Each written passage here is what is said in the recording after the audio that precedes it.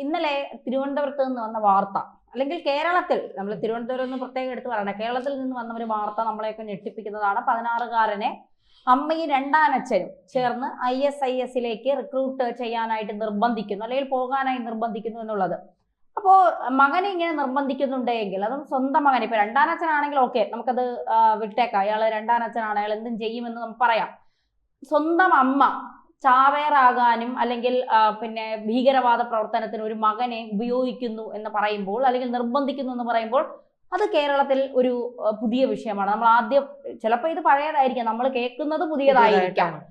അപ്പോൾ ഈ അമ്മയുടെയും ഇയാളുടെയൊക്കെ ബന്ധം അന്വേഷിച്ച് പോകുമ്പോഴാണ് ഈ കനകമല ഗൂഢാലോചന കേസുമായിട്ടൊക്കെ ഈ പ്രതിയുമായിട്ടൊക്കെ ഇവർക്ക് ബന്ധമുണ്ട്. അതായത് അൻസുറാൽ ഖലീഫ് കേരള എന്ന് പറയുന്ന ഒരു സംഘം, ഭീകര സംഘം കണ്ണൂര് പ്രവർത്തിച്ചിട്ടുണ്ടായിരുന്നു.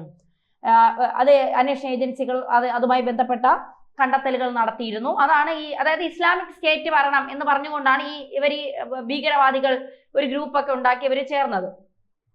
ആ കേസിലെ പ്രതിയുമായി ഈ അമ്മയ്ക്ക് ബന്ധമുണ്ടെന്ന് പറയുമ്പോൾ ചിത്രം വ്യക്തമാണ്. എന്തായാലും UAPA ചുമത്തിയത് കൊണ്ട് NIA വരും, കേന്ദ്ര ഏജൻസികളൊക്കെ പൊക്കി എടുത്തോണ്ട് പോകും. ഇനി ഇഞ്ചപ്പരുവൊക്കെ ഇടിച്ചു പിഴിയും. അപ്പൊ സത്യങ്ങൾ ഓരോന്നായിട്ട് പുറത്തു വരും. അങ്ങനെയാണെങ്കിൽ ഇതൊന്നും തീരില്ല, അല്ലെ? ഒരിക്കലും ഒന്നും തീരില്ല. ഇനി ഇതിന്റെ ഒരു ചെയിൻ നമുക്ക് കാണാൻ പറ്റും, ശൃംഖലയായിരിക്കും. കാരണം ഇപ്പൊ ഒന്ന് പറഞ്ഞതുപോലെ തന്നെ നമ്മൾ അറിയുന്നത് ഇത് ഇപ്പോഴായിരിക്കും, ഇതിനു മുമ്പ് ഇത് നടന്നുകൊണ്ടിരിക്കുന്നുണ്ടാകും. ഇപ്പൊ ഈ പറയുന്ന അമ്മയുടെ മനോഭാവം തന്നെ വളരെ മാറിക്കഴിഞ്ഞിട്ടുണ്ട്. നമ്മളൊക്കെ ചിന്തിക്കാറുണ്ടോ ഇങ്ങനെയൊക്കെ? അതായത് ഇവർക്ക് ബ്രെയിൻ ഇല്ലല്ലോ തന്നെ, ബ്രെയിൻ ഊരി വെച്ചിട്ടാണ് മതഭ്രാന്ത് ഉണ്ടാവുന്നത്. മതഭ്രാന്ത് കയറി കഴിഞ്ഞിട്ടുണ്ടെങ്കിൽ പിന്നെ ബ്രെയിൻ ഇല്ല, അവരങ്ങനെ ചിന്തിക്കില്ല. അപ്പൊ മകനെ ചേർത്തിട്ടാണെങ്കിലും എനിക്ക് സ്വർഗം കിട്ടണം എന്ന് പറഞ്ഞതാ. അമ്മയ്ക്ക് ആരെ കിട്ടാനാണ് എനിക്ക് അറിയില്ല. കാരണം പുരുഷന്മാരെ സംബന്ധിച്ച് അവർക്ക് ഹൂറികൾ ഉണ്ട്. ഇനിയിപ്പോ അത് കൂടിയാലും അവർക്ക് സന്തോഷം. പിന്നെ മദ്യപ്പുഴയുണ്ട്, പാൽപ്പുഴയിൽ കുഴിക്കാം, ഒരു ആപ്പിള് പറിച്ച 2 ആപ്പിള് വീണ്ടും വരും. അതൊക്കെ അവരുടെ സങ്കല്പമാണ്. ആയിക്കോട്ടെ, ഇവർ സ്വർഗത്തിൽ പോയി കണ്ടിട്ട് വന്നിട്ട് പറയുന്നതാണ്. അപ്പൊ എനിക്ക് പലപ്പോഴും തോന്നിയിട്ടുണ്ട്, നമ്മൾ ജനിക്കുമ്പോൾ നമ്മൾ കേൾക്കുന്ന എന്താ, നന്മയും തിന്മയും. പിന്നെ നമ്മൾ ആരെങ്കിലും ഉപദ്രവിച്ച നരകത്തിൽ പോവും, അവിടെ ചെന്നിട്ട് നമ്മൾ ഒരു നൂൽപ്പാലത്തിൽ കയറ്റി നടത്തിക്കും, എന്നിട്ട് നമ്മൾ നല്ലത് ചെയ്തെങ്കിൽ നമ്മൾ ആ നൂൽപ്പാലം കടക്കും, ഇല്ലെങ്കിൽ നമ്മൾ തിളച്ച എണ്ണയിൽ വീണ്ടും പൊരിച്ചെടുക്കും. ഇങ്ങനെയൊക്കെയാണ് നമ്മൾ കേട്ടിട്ടുള്ളത്.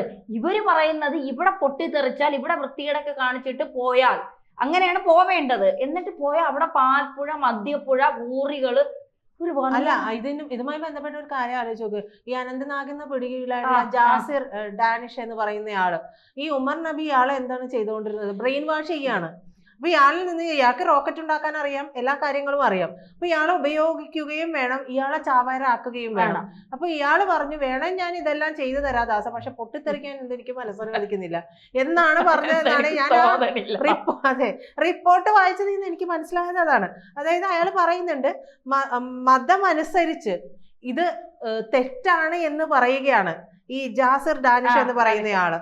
അപ്പൊ ഇയാള് പറയുന്നത്, എന്റെ സാങ്കേതികപരമായിട്ടുള്ള അറിവ്, മിസൈൽ, ഡ്രോണ്, പക്ഷെ പൊട്ടിത്തെറിക്കാൻ ഞാനില്ല അളിയാ, എന്നെ വിടണം എന്നാണ് പറഞ്ഞത്. പക്ഷെ ഇപ്പൊ നമ്മൾ പറഞ്ഞു വന്നതിലേക്ക് വരികയാണെങ്കിൽ, അങ്ങനെയാണെങ്കിൽ ഇവരെ സംബന്ധിച്ച്, പുരുഷന്മാരെ സംബന്ധിച്ച് ഇങ്ങനെയാണ് എന്ന് നമുക്ക് വിചാരിക്കാം. സ്ത്രീകൾ ഇത് എന്ത് കിട്ടാനാണ് പൊട്ടിത്തെറിക്കാൻ നടക്കുന്നത് എന്ന് എനിക്ക് ഇതുവരെ മനസ്സിലായിട്ടില്ല. അതുമായി ബന്ധപ്പെട്ടുള്ള ടോക്കുകളൊന്നും ഞാൻ കേട്ടതുമില്ല. അപ്പോൾ എന്തുകൊണ്ട്, അതായത് പ്രണയം നടിച്ച് വലയിലാക്കുന്നു, മതം മാറ്റുന്നു, ഇതാണ് ഇവരുടെ രീതി. അപ്പൊ 2ാം വിവാഹമാണ്, അപ്പൊ ഒരു പ്രണയത്തിലേക്ക് വഴുതി വീഴുകയാണ്, അവിടെ നിന്ന് മതം മാറ്റുകയാണ്. ഇവർ കാണിക്കുന്നത് സ്വാഭാവികമായിട്ടും ഇവരുടേതായ വീഡിയോകളാണ്. ചില പുസ്തകങ്ങളൊക്കെ ഞാൻ കണ്ടിട്ടുണ്ട്.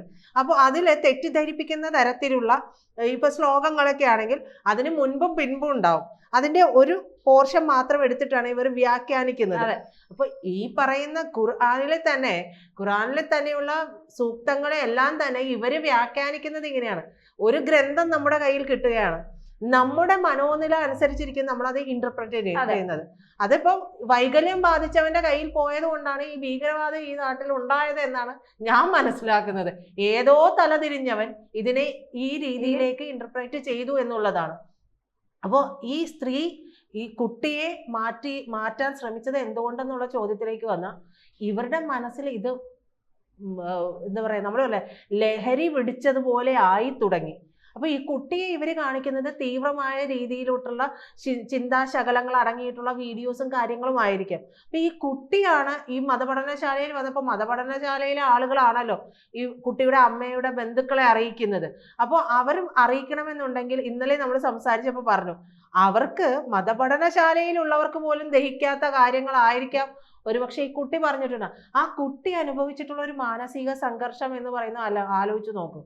ആ കുട്ടി, ഈ സ്ത്രീയുടെ മനസ്സ് മാറിക്കഴിഞ്ഞു, അവർക്ക് ഈ കുട്ടിയെ കൂടി ചേർത്ത് കൊണ്ട് ഒരുപക്ഷെ അങ്ങ് സ്വർഗം കിട്ടാനായിരിക്കാം. പക്ഷെ സ്വർഗം കിട്ടാൻ സ്വന്തം മകന്റെ മനോനില തകർക്കുന്ന അവസ്ഥയിലേക്ക് അവരെ എത്തിച്ച ഈ അത് പ്രണയമല്ല, ഭ്രാന്താണ്. അതെ, ശുദ്ധമായ ഭോഷാണ്. അത് എന്താ പറയുക, അത് രാജ്യദ്രോഹമൊന്നും അല്ല, അതിനപ്പുറം എന്തൊക്കെയോ. ഇപ്പൊ പ്രജിത നേരത്തെ പറഞ്ഞില്ലേ, ഈ മതം മാറ്റി പ്രണയിച്ച് അങ്ങ് കൊണ്ടുപോകും എന്നൊക്കെ പറയുന്നത്, ഇതൊക്കെ കൊണ്ടുപോയതിനു ശേഷമുള്ള ഇതിന്റെയൊക്കെ ജീവിതത്തെ കുറിച്ച് ഇപ്പൊ ഈ അടുത്ത കാലത്ത് ഇവിടെ നാട് മേയ്ക്കാനൊക്കെ കുറെ എണ്ണം പോയല്ലോ, പ്രണയം നടിച്ച് കട്ട പ്രേമമായിരുന്നു. പ്രേമം നടിച്ച് ഇവിടുന്ന് സിറിയയിലൊക്കെ കൊണ്ടുപോയി ഒരുത്തം മരിച്ചു, പിന്നീട് അതിലൊരു കൊച്ചുണ്ടായി. പിന്നെ എത്ര ആളുകളുടെ കൂടെ ഇവര് ഈ ലൈംഗിക ബന്ധത്തിൽ ഏർപ്പെടണം. ഇതാണ് അവിടെ ചെന്നിട്ട് അത് കഴിഞ്ഞിട്ട് അടുത്ത് കെട്ടുന്നവൻ ആരാ? അവിടുത്തെ ഏറ്റവും വലിയ ഭീകരൻ. അവൻ ചത്തു കഴിയുമ്പോ അടുത്ത് കെട്ടുന്നത് അടുത്ത ഭീകരൻ. ഭർത്താക്കന്മാർക്ക് ക്ഷാമമില്ല. അല്ല, അതാണ് അവിടുത്തെ. കാരണം ഡിവോഴ്സ് വേണ്ട, ഡിവോഴ്സിനൊക്കെ കുറെ നാൾ. ഇവിടെ അതൊന്നും വേണ്ട. ഒരു ഭീകരൻ മരിച്ചു, അടുത്ത ദിവസം തന്നെ അടുത്ത ഭീകരൻ ഏറ്റെടുക്കും. അത് കഴിഞ്ഞ് അടുത്ത. ഇതാണ് സംഭവം. പിന്നെ ഈ പെണ്ണുങ്ങള് ഇവരെ മൈൻഡിൽ ഇത് എന്താന്ന് വെച്ചാൽ ഇവിടെയല്ല നമ്മുടെ ജീവിതം. ഒരു 10 പ്രാവശ്യം പറയുമ്പോൾ സ്വാഭാവികമായിട്ടും നമുക്കിപ്പോ ഒരു ഉദാഹരണം ഞാൻ പറയാം. ഞാൻ ഈ അടുത്ത സമയത്ത് പിന്നെ എനിക്കൊരു മാനസികമായി കുറച്ച് ബുദ്ധിമുട്ടുണ്ടായിരുന്ന ഒരു സമയം. ഞാൻ നടന്നു പോകുന്ന വഴിക്ക് ഭയങ്കരമായിട്ട് എനിക്ക് ക്ഷീണവും തളർച്ചയും തോന്നി. ഒരു പള്ളിയുടെ ഫ്രണ്ടിൽ 2-3 കസേര കിടക്കുന്നു. ഞാൻ ആ ഒരു കസേര കയറിയെങ്കിൽ ഇരുന്ന് കഴിഞ്ഞപ്പോഴത്തേക്ക് അതിന്റെ വാതില് അകത്തു നിന്നുള്ള ആൾക്ക് കാണാൻ തോന്നുന്നു പുറത്തിരിക്കുന്നത്. ഈ വാതിൽ തുറന്ന ഒരാൾ പുറത്തു വന്നപ്പം വാതിൽ തുറന്ന് അപ്പൊ ഞാൻ ഇങ്ങനെ നോക്കിയപ്പോ എനിക്ക് മനസ്സിലായി പെന്തക്കോസുകാരുടെ പള്ളിയാണ്. അപ്പൊ എന്റെ അടുത്ത് ചോദിച്ചു, എന്ത് പറ്റി, വെള്ളം വല്ലതും വേണമെന്ന് ചോദിച്ചു. ഞങ്ങൾ വേർത്ത് ഒരു വല്ലാത്ത അവസ്ഥയായിപ്പോയി. അപ്പം ഞാൻ പറഞ്ഞ കുറച്ച് വെള്ളം കിട്ടുമെന്ന് ചോദിച്ചു. അപ്പം പറഞ്ഞ വെള്ളം തരാമെന്ന് പറഞ്ഞു. അത് വെള്ളം എടുക്കാൻ പോയി, വെള്ളം എടുത്ത് കൊണ്ടുതന്നു. ഞാൻ അങ്ങനെ ഒരിടത്തൊന്നും വെള്ളം ഒന്നും വാങ്ങിച്ചു കുടിക്കുന്ന ആളല്ലോ. പക്ഷെ എനിക്ക് അന്ന് ഭയങ്കര ഞാൻ മെന്റലി ഭയങ്കര ഡൗൺ ആയ ദിവസമായിരുന്നു. അപ്പൊ ഞാൻ വെള്ളം വാങ്ങിച്ചു കുടിച്ച് ഞാൻ അവിടെ ഇരുന്നപ്പോൾ അതേ എന്നോട് പറയുകയാണ്, എന്ത് പറ്റി എന്ന് ചോദിച്ചപ്പോൾ ഞാൻ ഇല്ല, നടന്ന് തളർന്നതാ, വേറെ കുഴപ്പമൊന്നുമില്ല എന്ന് പറഞ്ഞു. അല്ല, മാനസികമായിട്ട് എന്തോ പ്രശ്നങ്ങൾ അലട്ടുന്നുണ്ട്, എല്ലാത്തിനും പരിഹാരം ഇവിടെ ഉണ്ട്, ദൈവം തരും, അകത്ത് കയറി ഇരുന്ന് പ്രാർത്ഥിക്കൂ. അപ്പം ഞാൻ നോക്കി, എനിക്ക് മനസ്സിലായി ഇത് പെന്തക്കോസ്തിന്റെ ഒരു ഇതാണ് എന്നുള്ളത് മനസ്സിലായി. അവരുടെ വിശ്വാസമായിരിക്കാം അത്. അപ്പൊ ഞാൻ പറഞ്ഞില്ല, ഞാൻ വരുന്നില്ല എന്ന്. അപ്പൊ അദ്ദേഹം ഇങ്ങനെ നിർബന്ധിച്ചുകൊണ്ടിരിക്കുകയാണ്. നമുക്ക് സമാധാനം കിട്ടും, മറ്റൊരിടത്തു നിന്ന് നമുക്ക് സമാധാനം കിട്ടില്ല. കല്ലിൽ നിന്ന് നമുക്ക് ഒരിക്കലും കല്ലെന്ന് പറയുമ്പോൾ ഹിന്ദുക്കളുടെ ഒരു ദൈവം, അത് കല്ലല്ലേ, അതിൽ നിന്ന് സമാധാനമോ ഇതോ നമ്മൾ കിട്ടിയിട്ട് പുള്ളി കുറെ ഒരു 10 മിനിറ്റ് ഞാൻ അവിടെ ഇരുന്നിട്ടുണ്ട്. ഈ 10 മിനിറ്റ് കൊണ്ട് പുള്ളി എന്റെ മൈൻഡ് മാറാൻ പറ്റുന്ന ഒരാളായിരുന്നെങ്കിൽ ഒരുപക്ഷെ അയാൾ ഒരിക്കൽ കൂടെ അത് ചിന്തിക്കും, ശരിയാണ്, നമ്മൾ ഇത്രയും പ്രാർത്ഥിച്ചിട്ട് നമ്മളെ കാര്യത്തിൽ ഒരു ഇത് നടക്കുന്നില്ലല്ലോ, നമുക്ക് എപ്പോഴും കഷ്ടകാലമാണല്ലോ എന്നൊക്കെ നമ്മളിങ്ങനെ വിചാരിക്കാം. പക്ഷെ നമ്മളെ മൈൻഡില് നമ്മൾ ഇതാണ്, നമ്മൾ ജനിച്ചത് മുതൽ ഇങ്ങനെയാണ് എന്ന് നമ്മൾ ചിന്തിച്ച് പിന്നെ നമ്മൾ വാർത്തകൾ പറയുന്നതുകൊണ്ട് കേൾക്കുന്നതുകൊണ്ട് നമുക്ക് നന്നായിട്ട് അറിയാം ഇതിന്റെ ഒരു കാര്യം എന്താണ്. അതുകൊണ്ട് നമ്മൾ മാറില്ല. പക്ഷെ ഞാൻ അപ്പോൾ വിചാരിച്ചു, അത്യാവശ്യ സാധാരണക്കാരായ ഒരാളായിരുന്നു എങ്കിൽ തീർച്ചയായിട്ടും ഒരു 5 ദിവസം കൂടി ആ വഴി യാത്ര ചെയ്താൽ സ്വാഭാവികമായിട്ടും അയാൾ മാറും. അതിപ്പോ ഇന്ന മതമൊന്നൊന്നുമില്ല. ഇപ്പൊ മാറിക്കഴിഞ്ഞതിന് ശേഷം പിന്നെ അവരെന്ത് പറയുന്നു അത് തന്നെയാണ്. അത്രേ ഉള്ളൂ. അവരെന്ത് പറയുന്നു അത് തന്നെയാണ്. ഇപ്പൊ ആര്യ സമാജത്തിലൊക്കെ പോയ ഒരുപാട് മുസ്ലിം ഹിന്ദു മതത്തിൽ നിന്ന് മുസ്ലിം മതത്തിലേക്ക് മാറി വീണ്ടും ഹിന്ദു മതത്തിലേക്ക് തിരിച്ചെത്തിയ പെൺകുട്ടികളാണ് ഈ ആര്യ സമാജത്തിൽ താമസിക്കുന്ന പെൺകുട്ടികൾ. അവര് പറയുന്നത് കേൾക്കണം.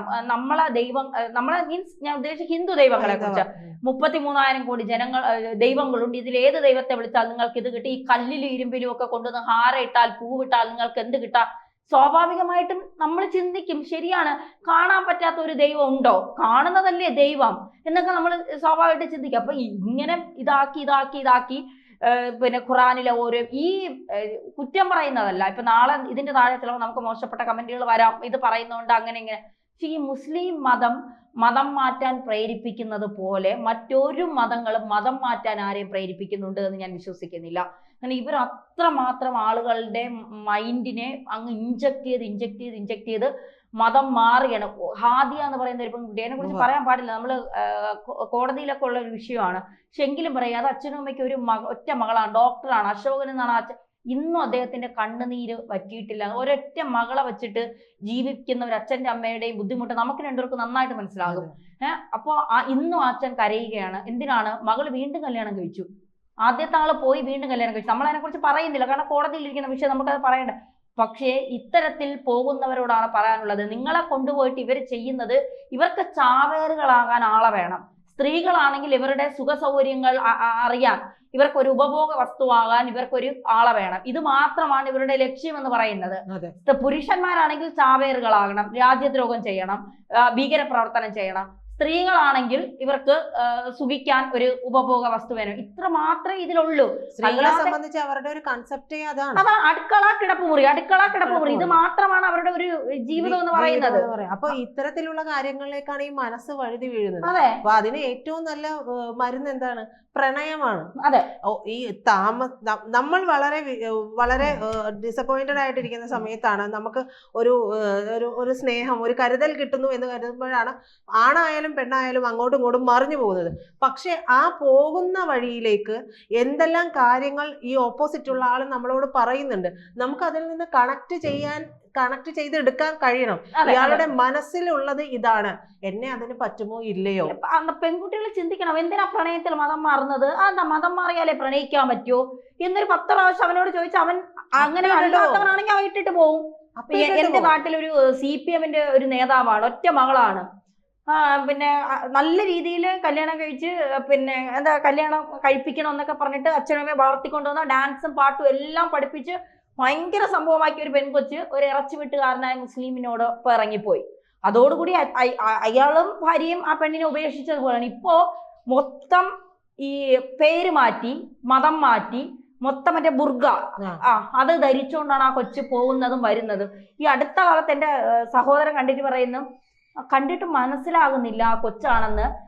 എൻ്റെ അടുത്ത് വന്നിട്ട് ഇങ്ങനെ ചേട്ടാന്ന് വിളിച്ച് ഇത് നോക്കി കാണിച്ചപ്പോഴാണ് എനിക്ക് മനസ്സിലായത് ഈ കുട്ടിയാണെന്നുള്ളത്. അതിനെ മൊത്തത്തിൽ അങ്ങ് മാറ്റിക്കളഞ്ഞു എന്ന്. അതെ, ആ ഒരു മാറ്റമാണ് ഇവിടെ ഉണ്ടായത്. പക്ഷെ അത് ആ സ്ത്രീക്ക് മാത്രമായിരുന്നുവെങ്കിൽ നമുക്ക് മനസ്സിലാക്കാം. പക്ഷെ അത് സ്വന്തം മകനിലേക്ക് ഈ കാര്യം കൊണ്ടുവന്ന് വെക്കുക, അതായത് സ്വന്തം മകന്റെ ജീവൻ ബലി കൊടുത്തായാലും എനിക്ക് സ്വർഗം കിട്ടണമെന്നൊരു അവസ്ഥയിലേക്ക് കാര്യങ്ങൾ എത്തിപ്പോയി എന്നുള്ളതാണ്. അപ്പൊ എന്തായാലും ചെങ്കോട്ട സ്ഫോടനവുമായി ബന്ധപ്പെട്ടിട്ടുള്ള അന്വേഷണങ്ങൾ നടക്കുകയാണ്. അതിന് ബന്ധമുണ്ടോ എന്നുള്ളതും പരിശോധിക്കേണ്ടി വരും. അതെ, അന്വേഷണ ഏജൻസികൾ എന്തായാലും കേരളത്തിലേക്ക് വരുന്നുണ്ട്. വരുമ്പോൾ ഇതുമായി ബന്ധപ്പെട്ടുള്ള വിഷയങ്ങളും അന്വേഷിക്കും. കൂടുതൽ ആളുകൾ ഉണ്ടെങ്കിൽ പിടിയിലാകട്ടെ, തീർച്ചയായിട്ടും പിടിയിലാകുക. രാജ്യദ്രോഹം ചെയ്യുന്ന ഒരൊറ്റ എണ്ണത്തിനെ വച്ച് ഉറപ്പിക്കല്ലേ. യോഗിയുടെ രീതിയാണ് എൻകൗണ്ടർ ചെയ്ത് തീർക്കുക. പിന്നെ ഇതിന്റെ ഒന്നും ഒരു തലമുറകൾ പോലും, വിത്തുകൾ പോലും ഇവിടെ മുളയ്ക്കാൻ പാടില്ല എന്നുള്ളതാണ്. കൂടുതൽ വാർത്തകളും വിശേഷങ്ങളും നിങ്ങളിലേക്ക് എത്താൻ ABC മലയാളം സബ്സ്ക്രൈബ് ചെയ്യുക, ബെൽ ബട്ടണും അമർത്തുക.